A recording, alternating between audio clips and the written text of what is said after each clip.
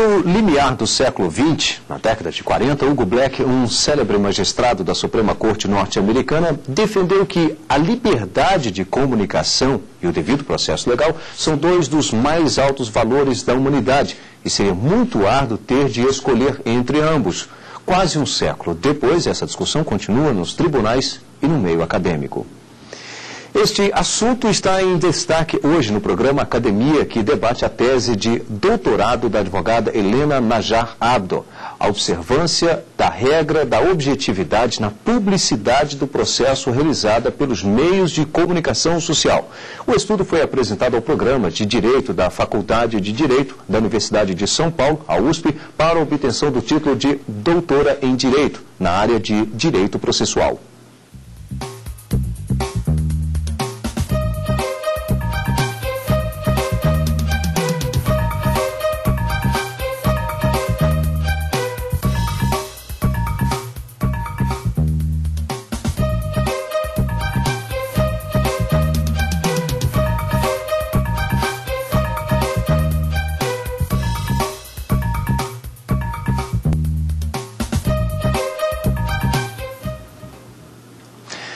Nós vamos conhecer também a bibliografia utilizada neste estudo e as publicações de teses e dissertações que estão chegando ao mercado editorial. No quadro Mestres e Doutores, a conversa é com Humberto Alves de Campos, mestre em Direito pelo Centro Universitário de Brasília. E no perfil, um pouco da trajetória jurídica do piauiense Evandro Lins e Silva, jurista brasileiro que, no Estado Novo de Getúlio Vargas, defendeu vários presos políticos sem cobrar honorários.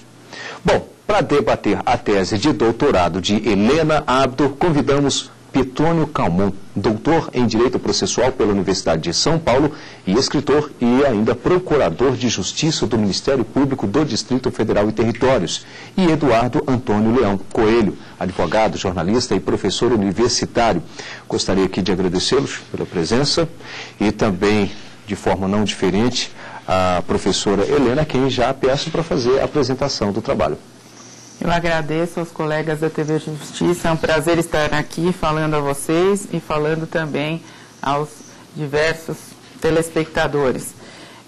Esse trabalho, do qual falaremos agora, se originou da minha tese de doutoramento defendida perante a Universidade de São Paulo. De acordo com situações da prática profissional da advocacia, eu pude perceber, na prática da advocacia contenciosa, que havia uma certa discrepância, uma certa distorção, algumas vezes, nas informações publicadas em jornais, divulgadas pelos órgãos de comunicação de massa, em relação àquilo que efetivamente acontecia no processo. E essa preocupação me levou a estudar o assunto, que acabou virando projeto de tese de doutoramento e, por fim, a tese de doutoramento em si mesma, defendida perante a Universidade de São Paulo. A questão toda partiu da análise dos efeitos da comunicação. São efeitos muito conhecidos, bastante explorados, efeitos esses que acabam repercutindo em todas as esferas da vida, inclusive no direito e, por que não, também no processo civil. Acabei procurando me concentrar nos estudos sobre os efeitos da comunicação acerca da publicidade do processo.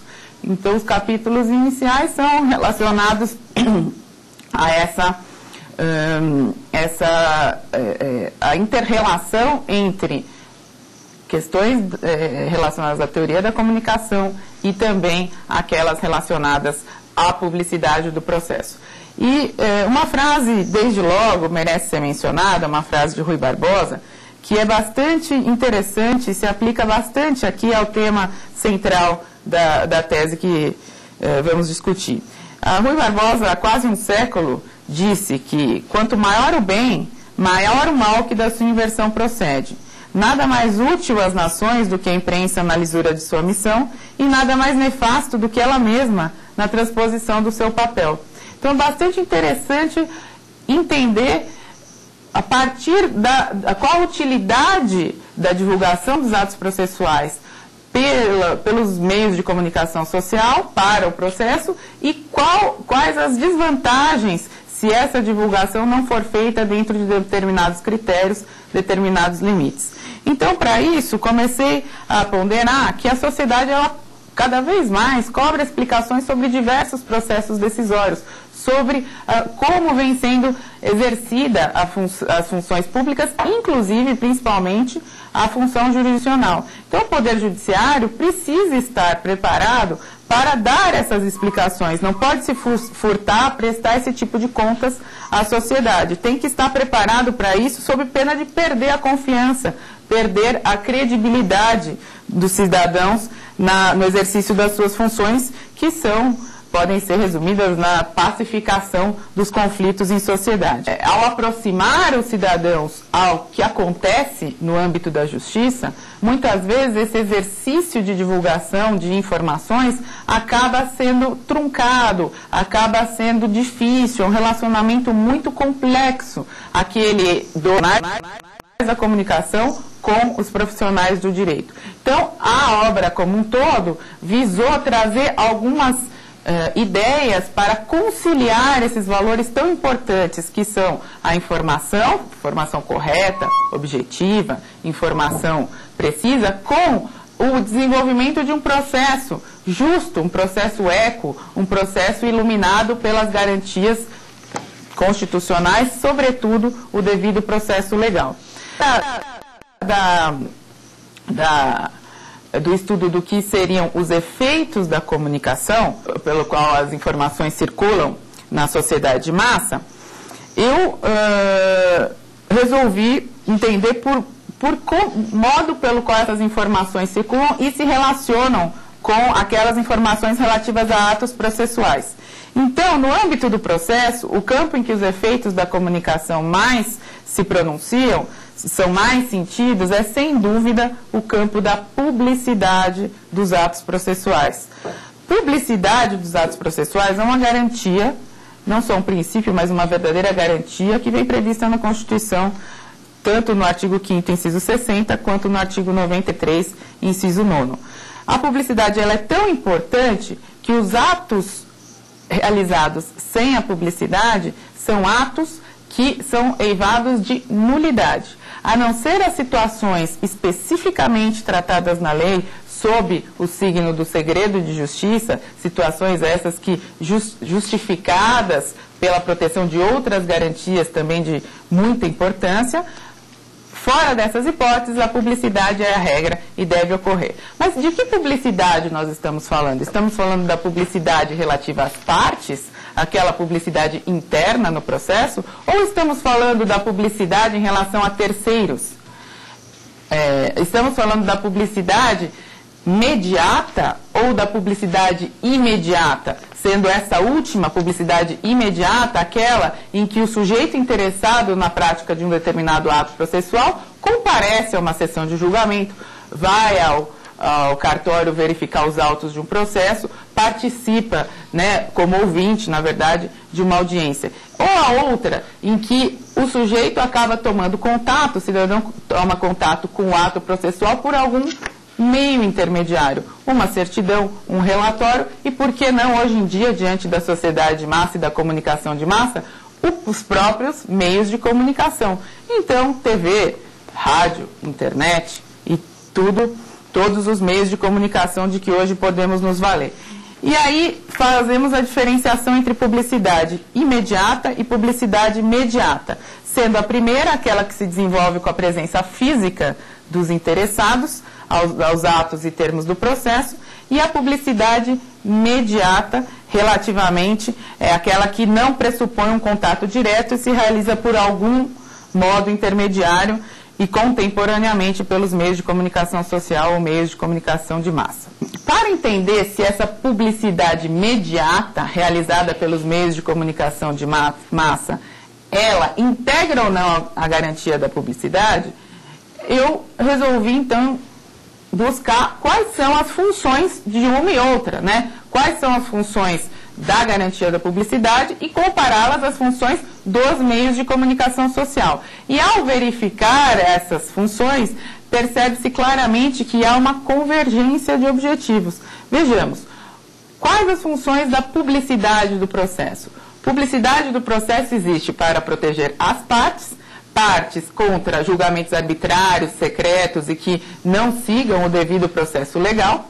O juiz, a ideia que se forma, né, ao fundo de tudo isso é que se o juiz julga as claras, ele não fará, ele manterá a sua imparcialidade, não julgará de forma injusta. E, por outro lado, a publicidade também tem por função dar uma satisfação, aquilo que estávamos dizendo no início, dar uma satisfação sobre como é exercida uma das funções do Estado, que é justamente a função jurisdicional. Então, permite a fiscalização do público do exercício da função jurisdicional. Já os meios de comunicação social, por sua vez, eles têm diversas funções, inúmeras. A primeira e a mais importante, evidentemente, é a função de informar. Mas ao lado da função de informar, nós identificamos uma série de outras que guardam bastante similitude com, pode-se acreditar ou não, mas bastante similitude com aquelas da publicidade do processo. Aquela em que há maior coincidência é a função de cão de guarda público, como chamam, né, os norte-americanos, watchdog function. Ou seja, são importantes os meios de comunicação na fiscalização dos órgãos públicos, dos órgãos do poder público, de seus servidores, inclusive aqueles do poder judiciário. Também são importantes no estímulo do debate sobre assuntos relevantes para a sociedade. Além disso, subsidiam o público para a realização de escolhas, delimitam os assuntos a serem publicamente debatidos. Então, na realidade, a gente verifica que toda vez que o Supremo Tribunal Federal, por exemplo, vai decidir questões de interesse público, é importante, sim, que os meios de comunicação façam a divulgação sobre o que vem, os atos do processo, o que vem acontecendo, como está sendo realizado o processo decisório, qual a atuação das partes, quais são os ângulos, teses e interesses em conflitos, porque a sociedade tem interesse em determinados assuntos. Posso citar, dentre os vários, a questão do aborto dos fetos anencefálicos, a questão da utilização das células-tronco, da comercialização de alimentos transgênicos. Muita gente não sabia, antes de que aparecesse na mídia, o que eram alimentos transgênicos. Portanto, quando se verifica que há uma convergência entre determinadas finalidades da garantia da publicidade e determinadas finalidades dos meios de comunicação social, verifica-se sim que a publicidade imediata do processo, ou seja, a divulgação pelos meios de comunicação social, integra a garantia da publicidade do processo, tal como prevista na Constituição, artigo 5º, inciso 60, artigo 93, inciso 9º. Mas de que divulgação estamos falando? É qualquer divulgação? É manifestação de opinião? É crítica a ser promovida perante sobre atos do poder público, atos processuais praticados pelas partes, depoimento de testemunhas ou outro tipo de divulgação? Para que a publicidade atinja seu objetivo, ela deve ser, se ela for feita pelos meios de comunicação, deve ser o mais fiel possível ao que acontece nos autos, ao que acontece na realidade do processo. E daí veio toda a ideia da tese que prima pela observância da regra da objetividade. Regra da objetividade é uma regra que existe em todos os diplomas éticos, na maioria deles, na verdade, que regulam a profissão do jornalista. E ali se propõe que haja o quê? Uma separação clara entre o que é fato e o que é opinião. E essa separação é tanto mais importante quando estamos falando de publicidade dos atos processuais, porque se a divulgação dos atos processuais for divorciada daquilo que efetivamente aconteceu na realidade dos autos, se houver um desvio com o estabelecimento, por exemplo, daqueles juízos paralelos que nos Estados Unidos são conhecidos como trial by media ou trial by news media, aí nós vamos ter um problema sério, porque essa fiscalização do exercício do poder público pelos jurisdicionados não poderá ser feita, porque não se está transmitindo a informação real tal como ela ocorreu. Então, a proposta, na realidade, ela se resume à observância dessa regra ética, e quem sabe ela pode vir a integrar no futuro uma regra de legislação federal, talvez dentro do Código de Processo Penal, dentro do Código de Processo Civil. Objetividade é não só um atributo da própria mensagem, mas também um atributo do método de trabalho, é um método de trabalho. A mensagem deve ser verídica, deve respeitar a equidistância e isenção, e também um método de trabalho, porque consiste em seleção daquilo que vai ser divulgado de acordo com o interesse público e comprovação das afirmações realizadas, dentre outras providências. A sua tese se transforma, então, neste livro. Exatamente, exatamente. É o livro Mídia e Processo, editado recentemente pela editora Saraiva. Está apenas com um título diferente, né? O título sim, porque o título de tese assusta um pouco, né? Então, mas quando ele foi escrito, já fui pensando também em resolver problemas práticos, tanto que o livro ele foi formulado, ele traz uma série de julgados, exemplos e situações práticas reais e como resolver os problemas que se interpõem aí no dia a dia prático do advogado, do profissional da comunicação, do profissional do direito como um todo. Ok, está aqui então, para você que acompanhou agora há pouco uma breve apresentação do que é o trabalho, está aqui a obra, que aí sim pode ter uma leitura com uma maior profundidade. Bom, agora é a bibliografia utilizada neste estudo. Vamos ver. Comunicação e indústria cultural. Leituras de análise de meios de comunicação na sociedade contemporânea e das manifestações da opinião pública, propaganda e cultura de massa nessa sociedade. De Gabriel Kohn, Companhia Editora Nacional. Liberdade de expressão e comunicação, teoria e proteção constitucional. De Edilson Farias, editora Revista dos Tribunais. Responsabilidade civil dos meios de comunicação. De Enéas Costa Garcia, editora Juarez de Oliveira.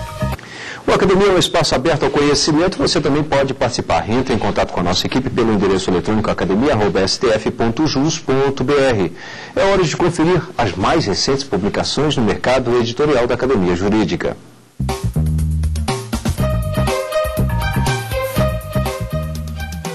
Judicialização de políticas públicas para a educação infantil.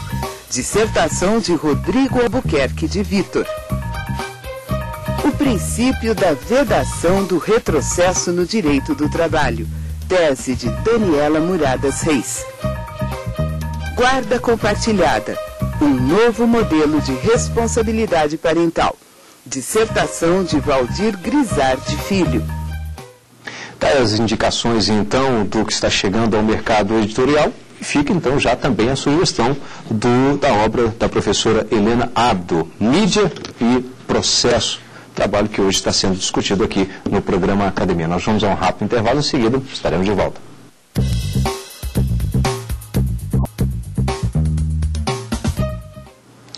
E hoje no Academia apresentamos o estudo de Helena Abdo, Observância da Regra da Objetividade na Publicidade do Processo, realizada pelos meios de comunicação social. Para debater o assunto, convidamos Petrônio Calmon, doutor em Direito Processual pela Universidade de São Paulo, escritor e também procurador de Justiça do Ministério Público do Distrito Federal e Territórios, e Eduardo Antônio Leão Coelho, advogado, jornalista e professor universitário. Agradeço a presença dos senhores e já passo a palavra ao professor Calmon para que faça, então, já as primeiras considerações acerca do trabalho da professora Helena. Obrigado, Rimac Souto. Agradeço à TV Justiça por esse privilégio. Cumprimento aqui a professora Helena Abdo, que já conheço há muito tempo e que, naturalmente, seu trabalho, assim como os outros anteriores, digno de toda a aprovação. Mas é um tema que suscita debate e eu não vim aqui para dizer das diversas e dezenas e centenas de afirmações que ela faz que são, digamos assim, muito compreensíveis. Eu vou explorar aquelas que suscitam debate, né? A razão da nossa presença aqui é essa. Bom, a primeira diz o seguinte: pouca gente leu, naturalmente a professora não é uma dessas a que me refiro, que a emenda constitucional 45, essa que ficou tão famosa porque criou o CNJ, repercussão geral, etc., alterou por completo a questão do segredo de justiça. Eu acho que tão pouca gente leu que até alguns ministros do Supremo ainda não leram. Porque antes se dizia que os atos são públicos, exceto aqueles que seriam passíveis de segredo de justiça. Ora, então o critério mais importante era o segredo. Hoje não.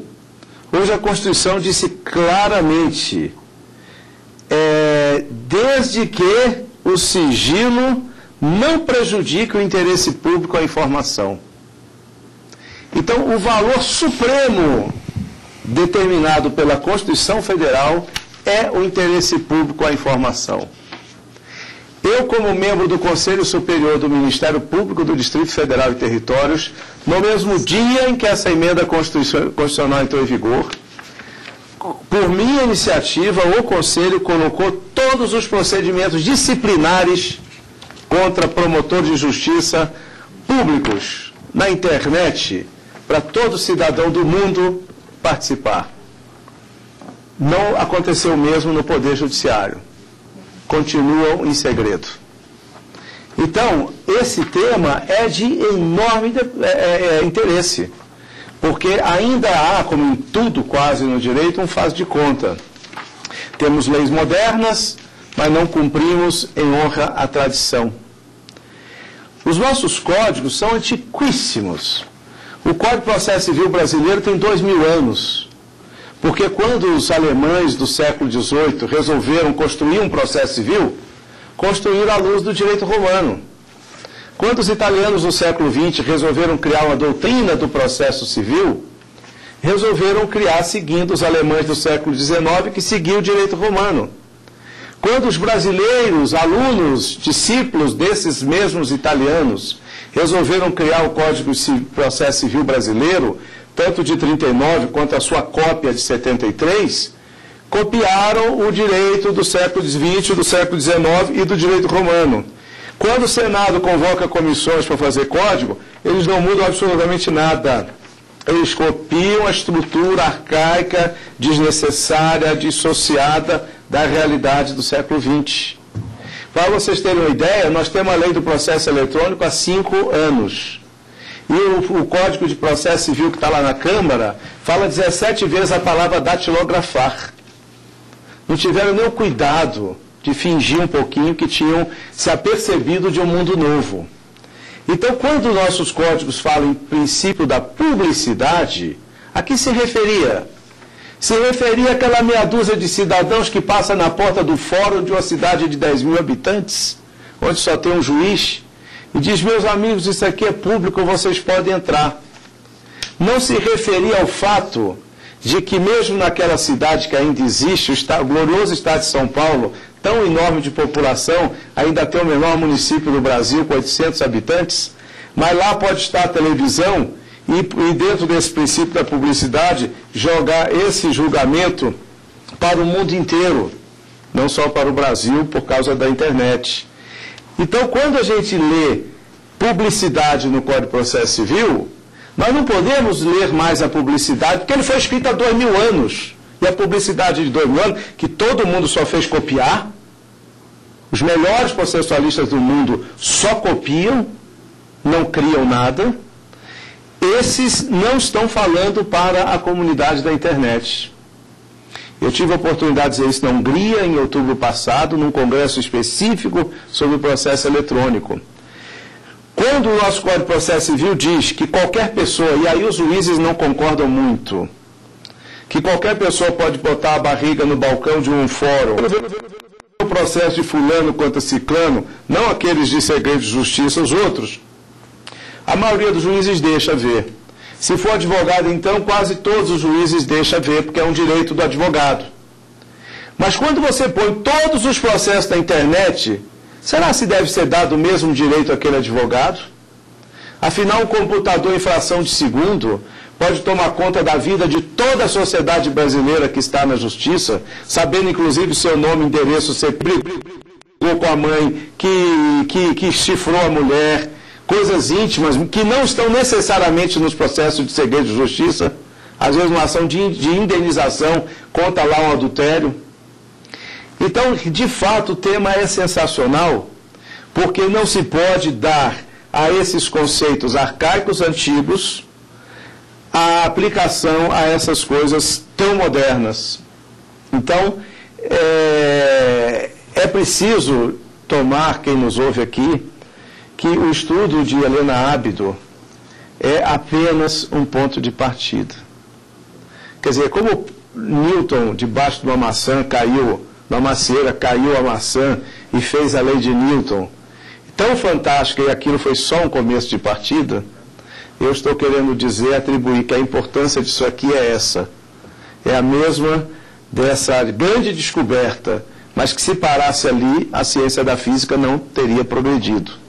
Então essa ciência aqui não pode parar nesse momento, ela tem que progredir. Porque o que acontece é que as pessoas vêm dizer as mesmas coisas.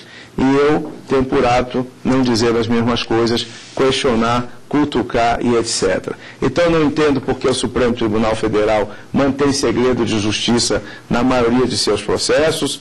Eu não entendo porque que, ao mesmo tempo que se abre para a mídia filmar um julgamento, e o juiz não deixa, vem logo um dizendo que ainda tem censura no Brasil, fazendo crer que um juiz de direito, com toda a sua legitimidade, com todo o arcabouço de controles que existe sobre ele, é comparável a um ditadorzinho, a um generalzinho de ditadura que proibia e fazia censura.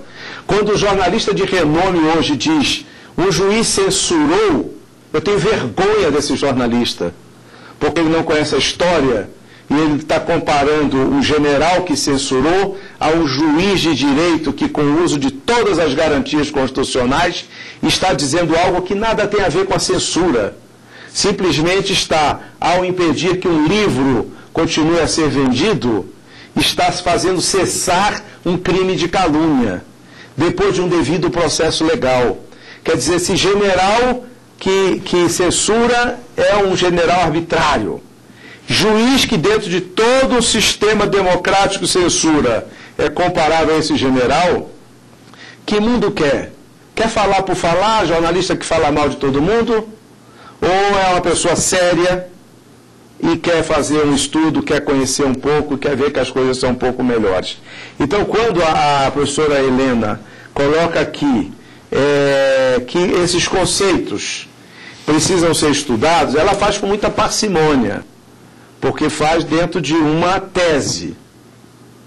Eu aqui me sinto quase que como jornalista, com a liberdade de não ter papas na língua, e desafio a todos a que estudem esse tema, porque, infelizmente, a imprensa ignorante está tratando muito mal desse tema, não compreende quando deve pôr a boca no trombone e quando não deve pôr a boca no trombone, não compreende que as palavras criadas há 2000 anos não podem ser aplicadas da mesma forma hoje.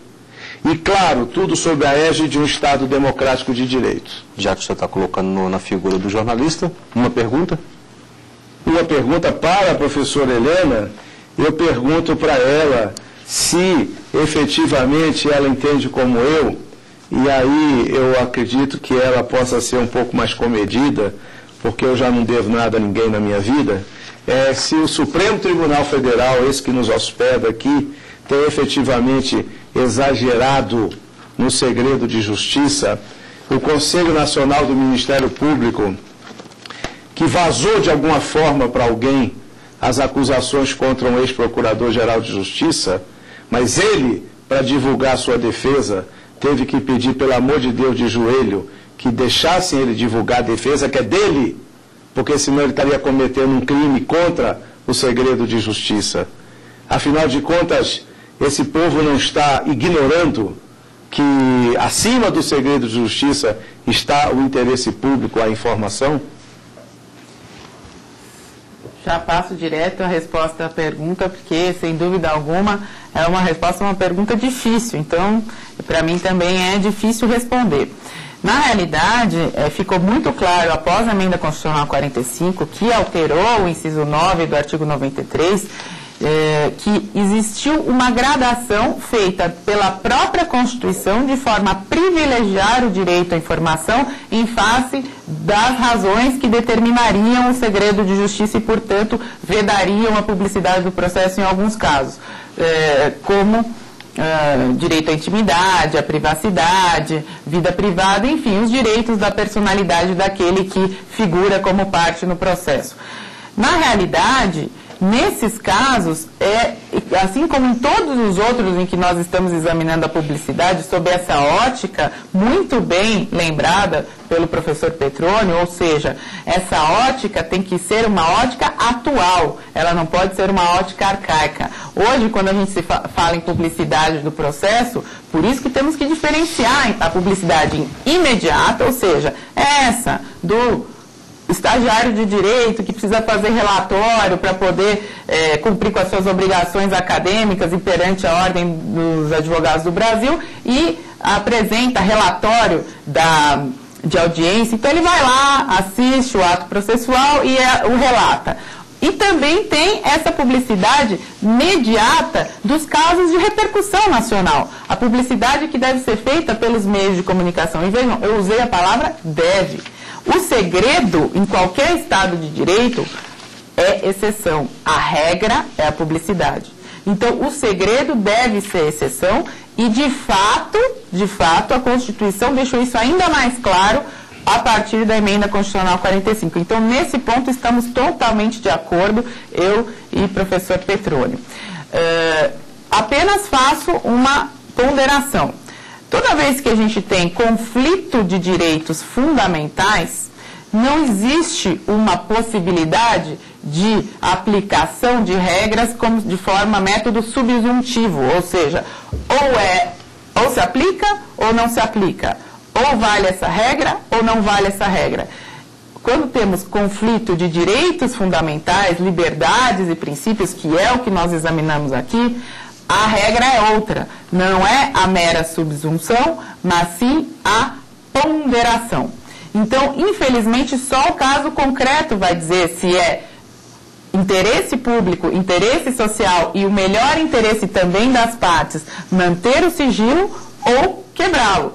Mas a regra tem que ser sempre da publicidade e o segredo a exceção. Não é simplesmente colocar uma tarja, esse processo não pode ser divulgado. Quanto à observação feita pelo professor acerca da censura, eu tenho mesmo uma opinião bastante, depois de refletir, uma opinião bastante formada, né, acerca disso. Muitos, já há mais de um caso, né, em trâmite ainda hoje em dia, inclusive perante aqui o nosso Supremo Tribunal Federal, em que se discute se o judiciário pode exercer a tutela preventiva, ou seja, se chega à conclusão de que haverá uma divulgação de um ato que pode ser prejudicial ao processo ou prejudicial ao próprio envolvido naquele processo, seja de natureza civil, penal, trabalhista, administrativa, qualquer que seja ela, poderia o Poder Judiciário intervir preventivamente e coibir, ou seja, inibir essa publicação? Eu entendo que sim. E isso, como vem sendo interpretado, principalmente por alguns profissionais da comunicação, isso não é censura. Censura, como o professor Petroni disse, é atividade administrativa. Censura é pena disciplinar aplicada por superior hierárquico. Censura é uma atividade atribuída ao poder de polícia do Estado no exame de crítica e de manifestações, né, culturais e intelectuais com o fim de resguardar alguns princípios da moralidade, dos bons costumes. A censura, normalmente, ela é arbitrária, ela é desmotivada. A censura, ela tem natureza administrativa e ela incide ab origine. Já o processo, a atuação legítima do Poder Judiciário, simplesmente faz aquilo que cabe ao juiz, ao magistrado fazer qual é a função? É interpretar a lei e verificar quais os limites, mediante esse processo, essa regra de critérios de ponderação, quais os limites, qual, naquele caso concreto, será o direito fundamental a ser preservado. O direito à intimidade, ou o direito ao devido processo legal, ou o direito à informação. Será que há conflito naquele caso concreto entre esses valores ou não? É esse raciocínio que deve fazer o magistrado. E para isso é que se propõe que é essa leitura que deve ser feita. A publicidade imediata do processo, repito, aquela feita pelos meios de comunicação, ela é muito saudável, desde que feita dentro da regra da objetividade.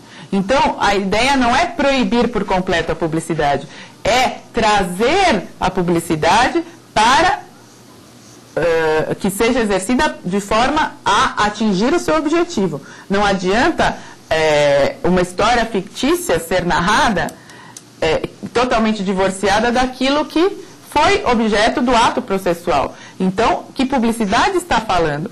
Se está falando, a publicidade deve ser feita sobre questões de interesse público e tal como elas aconteceram no mundo dos fatos. E é por isso que eu me preocupei tanto com o tema e busquei traçar alguns critérios para essa atividade. Agora nós vamos fazer um rápido intervalo, lembrando que você pode participar do programa Academia, entrando em contato com a nossa equipe pelo endereço eletrônico academia@stf.jus.br. É um rápido intervalo, em seguida estaremos de volta. Até já.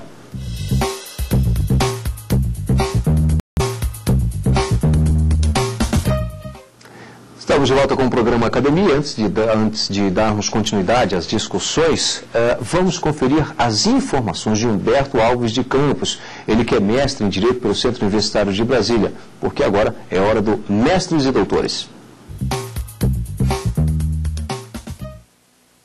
Foram duas as principais dificuldades que tive na minha elaboração da dissertação de mestrado. A primeira foi a elaboração da hipótese de trabalho. A hipótese de trabalho tem que ser muito bem definida.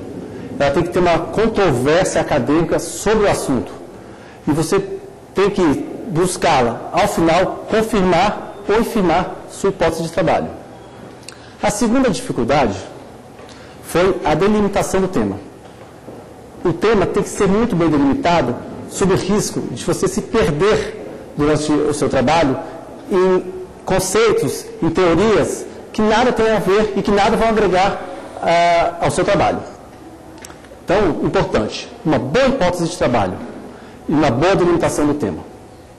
Tá aí, algumas dicas para você. Bom, professor Eduardo Antônio.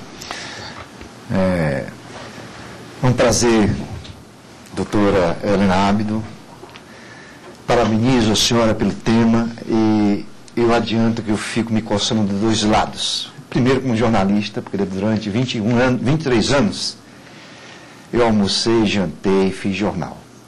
Eu comecei, eu gosto até de dizer, como arquivista daqueles bolachões de fotografia na Gazeta Esportiva e Gazeta de São Paulo, na Barão de Limeira, e terminei como diretor do DCI, trabalhando com uma grande figura chamada Luiz Biondi, a quem eu honro e agradeço muito do que eu aprendi.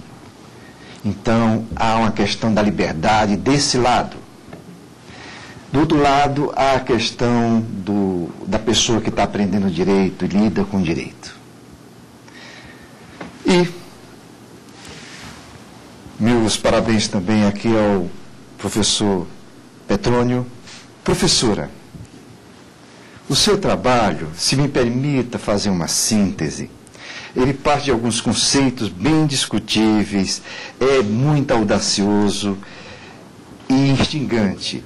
Ele entende que é necessária a publicidade dos atos processuais dentro de uma visão objetiva que permita à sociedade fazer o controle e, com isso, impor-se o devido processo legal. A senhora usou como método de operação de filtragem de informações a teoria de Laxwell, que foi quem criou aqui para nós, jornalistas, a teoria do chamado lead.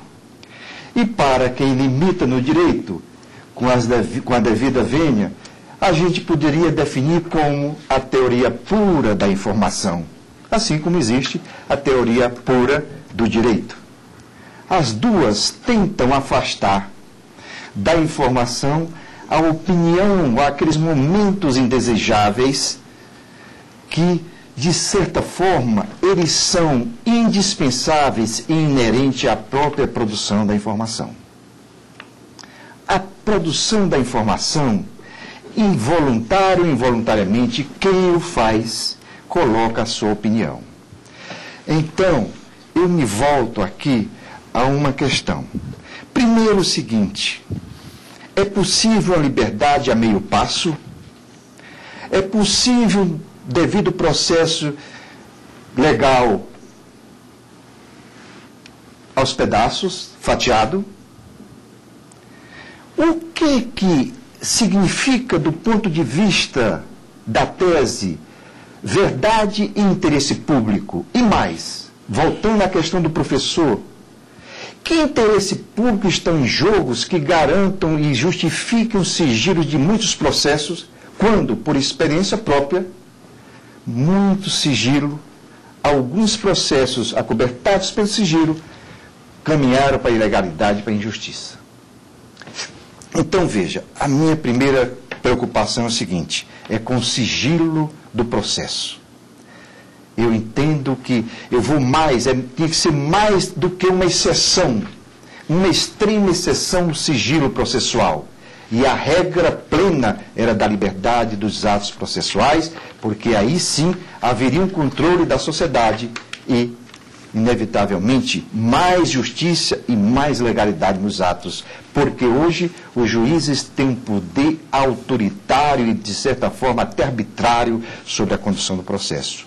E todas as reformas processuais caminham para fortalecer o Estado, nesse caso, entregando ao juiz a condução do processo, e as outras partes ficam muito à deriva das razões do Estado. Então, a primeira questão que eu pergunto é o seguinte: que interesse público é este? E de que Estado é esse interesse público? O Estado é democrático? O Estado não é um dos maiores clientes do judiciário por ser o maior violador da lei? E há interesse público nele, diferente do interesse da sociedade? Nós voltamos então para a tese inicial de abertura dela, que é a frase do Mirabeau. Então, a professora tenta consertar esses dois, a liberdade e o devido processo legal, trazendo a operação da teoria do Maxwell, que é a chamada teoria da informação, segundo a qual a objetividade é que deve ser a preocupação fundamental na divulgação do fato. Então eu pergunto à doutora, o que é objetividade? O que é verdade? E a senhora trabalha com o conceito de uma verdade absoluta. E se ela é possível? E se o sigilo processual não contribui para as ilegalidades e injustiça, permitindo ao judiciário ser mais arbitrário? Eu acrescento um dilema. O tribunal do júri é um tribunal de leigos. E nós assumimos esse risco de que os leigos sofram pressão da sociedade nas decisões. O Código de Processo Penal diz que, se essa pressão for excessiva, o júri pode se realizar em outra cidade. Aqui em Brasília, que tem o Tribunal de Justiça do Distrito Federal e dos territórios, nós já recebemos júri do antigo território federal de Roraima. A princípio, o código manda ir para uma cidade vizinha, mas a cidade vizinha, subordinada ao mesmo tribunal, estava a 3 mil quilômetros de distância, mais ou menos. Com a televisão, não há onde esconder esse júri, que os jurados vão receber influência da sociedade. Aí eu acrescentaria esse dilema, se... Nem para o país vizinho. Né? Nem para o país vizinho. E hoje tem a internet. O grande transformador da sociedade, e se vocês olharem bem, eu até escrevi essa história, a internet da qual nós falamos de verdade só tem 4 anos. É muito recente. Então a questão é a seguinte, já que é inevitável, nós não vamos anular todos os julgamentos, porque os juízes, até os togados, tidos como doutos, não influenciáveis, quanto mais os do tribunal de júri, todo mundo agora é influenciado pela mídia. Nós não temos mais saída para isso. Aí qual é a saída? Eu procurei buscar uma saída. Então, começo pela pergunta para passar depois por todas as outras. Fiz algumas anotações aqui. São bastante instigantes essas indagações, porque a saída, para mim, é a observância da regra da objetividade, porque informação é informação objetiva, opinião não pode ser classificada como informação. E aquilo que a Constituição protege, inclusive no que seja a publicidade dos atos processuais, é a publicidade dos atos tais como eles ocorreram na realidade. Eu insisto isso, e eles devem ser...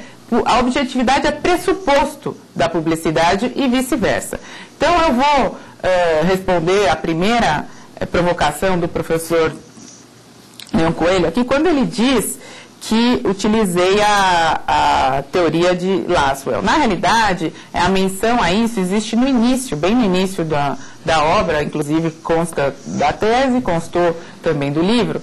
A ideia era trazer a fórmula de Lasswell, a fórmula que é bastante conhecida de todos nós, que diz o seguinte: todos aqueles que estudam, né, técnicas de comunicação sabem que o processo de comunicação ele tem que ter alguns elementos mínimos: um emissor, um canal, uma mensagem, um receptor, e aí chama a atenção para o último requisito mínimo, um efeito.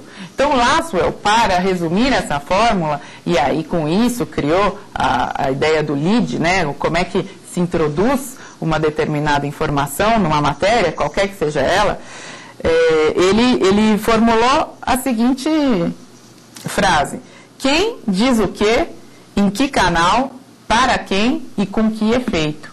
Então, busquei trazer isso, não me filiando ou me contrapondo a essa teoria. Na realidade, a ideia era mostrar que, desde os primórdios, a preocupação maior foi com os efeitos da comunicação. E acredito que um exemplo da realidade possa ilustrar bem a questão. Nos anos 70, houve uma série de processos judiciais que questionavam demandas que buscavam indenizações contra um laboratório chamado Distillers Company, no Reino Unido.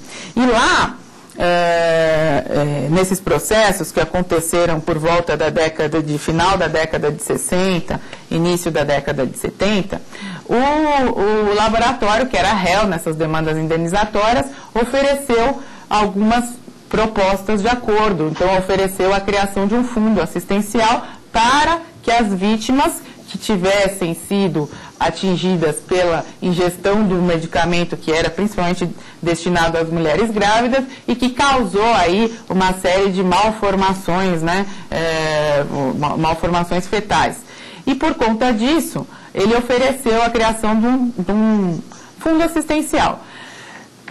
Um dos jornais, na época, Sunday Times, começou a publicar uma série de artigos, e desde o primeiro artigo dizia, trazendo informações sobre o processo, e analisava o mérito das questões, analisava a eventual culpa ou não do laboratório, analisava os valores ofertados a título de indenização, e ao final incitava o magistrado a não homologar os acordos oferecidos e de forma a provocar uma oferta em valores maiores que não fossem considerados irrisórios, como na opinião do jornal, diante de uma situação tão grave.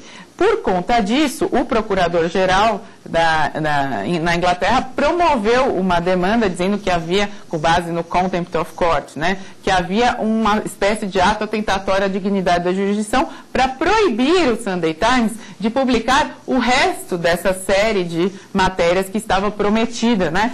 E criou-se toda uma discussão. Ao final, por uma votação bastante apertada no Tribunal Europeu de Direitos Humanos, ficou definido que realmente esse tipo de informação teria que ser mais objetivo e não poderia haver um juízo paralelo, ou seja, um juízo sobre o exercício da função jurisdicional pelo profissional da comunicação. Os exemplos são muitos. Esse é um exemplo no âmbito internacional que aconteceu anos 60, anos 70. Mas no Brasil também temos uma série de casos. Desabamento do edifício Palace 2. O próprio juiz disse que se sentiu pressionado pela mídia, embora não tenha se dobrado a pressão. O próprio caso, no âmbito do processo penal, não é a área que eu busquei focar na obra, a área que busquei foi a do processo civil, mas a própria questão da escola base, né, em que houve uma série de suposições, inclusive foi reconhecido que a prisão preventiva foi determinada com base em informações colhidas pelo delegado dos meios de comunicação e não das provas que estavam sendo produzidas no inquérito. Então, por isso, a gente tem que pensar qual seria o mal menor. O mal menor é limitar, de alguma forma, a liberdade de comunicação ou deixar que esse tipo de situação que causa efeitos tanto para fora quanto para dentro do processo, efeitos negativos, ocorram. Então, a minha resposta é, vamos buscar uma solução intermediária, uma solução que concilie tudo.